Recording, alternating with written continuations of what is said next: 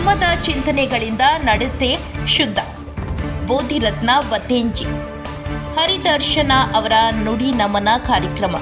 ಬೌದ್ಧ ಧಮ್ಮದ ಚಿಂತನೆಗಳನ್ನು ಅನುಸರಿಸುವವರ ನಡತೆ ಶುದ್ಧವಾಗಿದ್ದು ಆ ಮಾರ್ಗದಲ್ಲಿ ಸಾಗುವವರು ಪ್ರಕೃತಿಯಲ್ಲಿ ಲೀನವಾಗಿದ್ದಾರೆ ಎಂದು ನರಸಿಂಹಪುರ ನಳಂದ ಬೌದ್ಧ ವಿಹಾರದ ಬೋಧಿರತ್ನ ಬತ್ತೇಂಜಿ ಅಭಿಪ್ರಾಯ ವ್ಯಕ್ತಪಡಿಸಿದರು. ನಗರದ ವಾಲ್ಮೀಕಿ ಭವನದಲ್ಲಿ ಒಲುಮೆಯ ಗೂಡು ಬಳಗದ ವತಿಯಿಂದ ಶನಿವಾರ ಆಯೋಜಿಸಿದ್ದ ಕವಿ ಹೋರಾಟಗಾರ ಶಂಕರ್ ಸಿ ಅಂಕನಶೆಟ್ಟಿಪುರ ಅವರ ಪುತ್ರ ಹರಿದರ್ಶನ್ ಅವರ ನುಡಿ ನಮನ ಕಾರ್ಯಕ್ರಮದ ಸಾನ್ನಿಧ್ಯ ವಹಿಸಿ ಮಾತನಾಡಿದರು. ದರ್ಶನ್ ಅವರು ಮಹಾರಾಷ್ಟ್ರದಲ್ಲಿ ದೀಕ್ಷೆಯನ್ನು ಪಡೆದು ಬುದ್ಧ ಮತ್ತು ಡಾಕ್ಟರ್ ಬಿ.ಆರ್. ಅಂಬೇಡ್ಕರ್ ಅವರ ಮಾರ್ಗದಲ್ಲಿ ಸಾಗಬೇಕು ಎಂದು ಭಾವಿಸಿದ್ರು. ಆದರೆ ಅವರ ಅಕಾಲಿಕ ಮರಣ ಅದಕ್ಕೆ ತಡೆಯನ್ನು ಕೊಟ್ಟಿತ್ತು. ಇದನ್ನು ಗಮನಿಸಿದರೆ ಏನು ಹುಟ್ಟು ಪಡೆಯುತ್ತದೋ ಅದೆಲ್ಲವೂ ನಾಶವಾಗಲೇಬೇಕು ಎಂಬ ಧಮ್ಮದ ಚಿಂತನೆಯನ್ನು ನಾವೆಲ್ಲರೂ ಅಳವಡಿಸಿಕೊಂಡು ಸಾಗಬೇಕಾಗಿದೆ ಎಂದು ಹೇಳಿದರು.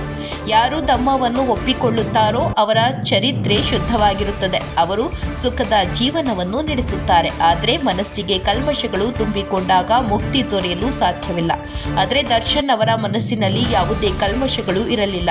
ಆದರೆ ತುಂಬಾ ಚಿಕ್ಕ ವಯಸ್ಸಿನಲ್ಲೇ ಹೃದಯಘಾತವಾಗಿದೆ. ಅವರ ಮನಸ್ಸು ಪ್ರಕೃತಿಯಲ್ಲಿ ಲೀನವಾಗಲಿ ಮತ್ತು ನಿಬ್ಬಣ ದೊರೆಯಲಿ ಎಂದು ಪ್ರಾರ್ಥಿಸಿದರು. ಡಾಕ್ಟರ್ ಎಚ್.ಸಿ. ಮಹದೇವಪ್ಪ ಅವರ ಅಭಿಮಾನಿ ಬಳಗದ ಅಧ್ಯಕ್ಷ ಡಾಕ್ಟರ್ ವಿ.ಎನ್. ಮಹದೇವಯ್ಯ ಮಾತನಾಡಿ, ಸಾಹಿತಿ ಶಂಕರ್ ಅಂಕನಶೆಟ್ಟಿಪುರ ಅವರು ಪೌರ ಕಾರ್ಮಿಕರು ಮತ್ತು ತುಳಿತಕ್ಕೆ ಒಳಗಾದವರ ಪರವಾಗಿ ಸಾಕಷ್ಟು ಹೋರಾಟ ನಡೆಸಿದ್ದಾರೆ. ಅವರ ಗುಣವನ್ನೇ ಹೊಂದಿದ್ದ ದರ್ಶನ್ ಅವರು ಸ್ವಾಭಿಮಾನಿಯಾಗಿದ್ದರು. ಅವರ ನೆನಪಿನಲ್ಲಿ ಸಮಾಜದ ಏಳಿಗೆಯನ್ನು ಕಾಣುವುದು ನಮ್ಮೆಲ್ಲರ ಹೊಣೆಯಾಗಿದೆ ಎಂದು ಹೇಳಿದರು.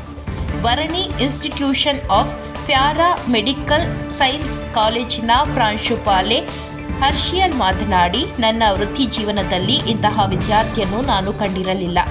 ಆತ ತನ್ನ ಸಹೋದರನಂತೆ ನಡೆದುಕೊಳ್ಳುತ್ತಿದ್ದ. ಆತನನ್ನು ಮರೆಯುವುದು ತುಂಬಾ ಕಷ್ಟವಾಗುತ್ತದೆ. ಅಂತಹ ಒಳ್ಳೆಯ ವಿದ್ಯಾರ್ಥಿಯನ್ನು ಪಡೆದಿರುವುದಕ್ಕೆ ನಾನು ಹೆಮ್ಮೆ ಪಡುತ್ತೇನೆ. ಆತನ ನೆನಪು ಸದಾ ಕಾಡುತ್ತದೆ ಎಂದು ತಿಳಿಸಿದರು. ಕಾರ್ಯಕ್ರಮದಲ್ಲಿ ಜಿಲ್ಲಾ ಅಂಬೇಡ್ಕರ್ ಸಂಘದ ಪಿ ಸಂಘಸೇನಾ, ದಲಿತ ಸಂಘರ್ಷ ಸಮಿತಿಯ ಸಂಚಾಲಕ ಕೆಎಂ ನಾಗರಾಜ್, ರೇಷ್ಮೆ ನಾಡು ದಿನಪತ್ರಿಕೆಯ ಸಂಪಾದಕಿ ಸವಿತಾ ಜಯಂತ್, ಬೌದ್ಧ ಮಹಾಸಭಾ ಜಿಲ್ಲಾಧ್ಯಕ್ಷ ಬಸವರಾಜು, ಕನ್ನಡ ಪರ ಹೋರಾಟಗಾರ ನಮ್ಮನೆ ಪ್ರಶಾಂತ್, ಬಿವಿಎಸ್ ಸಂಚಾಲಕ ಪಾರ್ವತ್ರಾಜ್, ಶಿವಶಂಕರ್ ಎನ್ ಚಟ್ಟು ಇತರರು ಹಾಜರಿದ್ದರು. ವರದಿ ಹೊಮ್ಮ ನಂಜುಂಡ ನಾಯಕ, ಪ್ರಜಾಪವರ್ ಟಿವಿ, ಚಾಮರಾಜನಗರ.